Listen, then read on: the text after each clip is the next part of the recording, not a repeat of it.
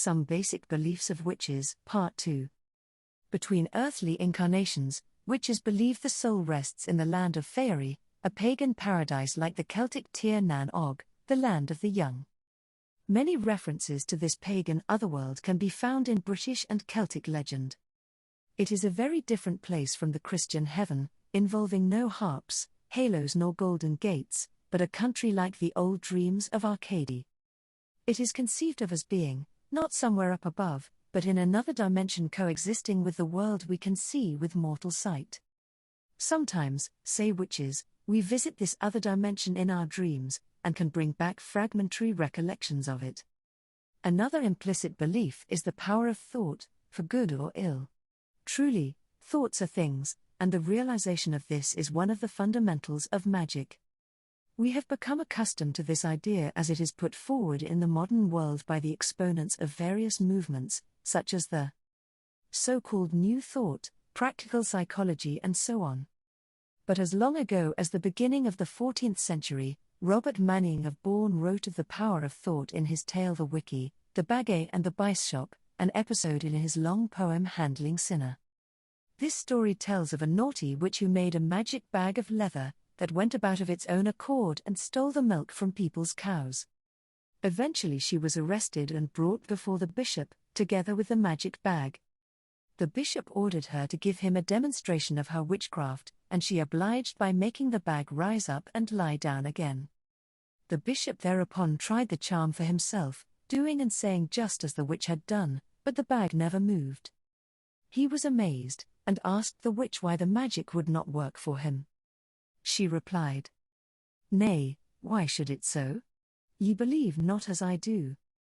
And explained to him that, "My belief hath done the deed every deal."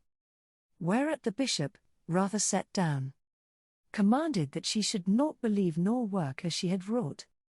This story is notable in that it ascribes the powers of witchcraft, not to Satan, as it would certainly have done in later centuries, but to the hidden abilities of the human mind, and the bishop, instead of ordering the witch to be burned at the stake, simply tells her to go away and not do this again.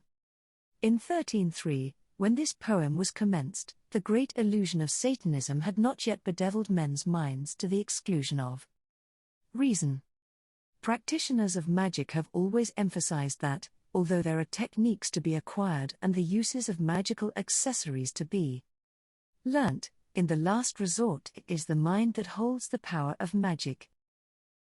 Cornelius Agrippa, two famous adepts, said this in the 16th century, and at the end of the 19th century Miss Mary A. Owen, telling of her investigations in America in Among the Voodoos, International Folklore Congress, London, 1891, said, "To be strong in Dehade, that is, of great strength of will, is the most important characteristic of a conjurer or voodoo.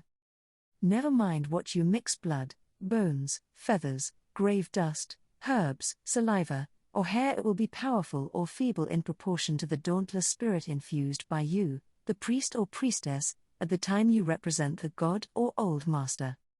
This is the same as the witch belief, although it comes from the other side of the world. There are two museums in Britain today which are devoted to showing the beliefs and practices of witches. One is at Boscastle in Cornwall, and is run by Mr. Cecil H. Williamson. The other is at Castletown, Isle of Man, and is run by Mr. and Mrs. Campbell Wilson.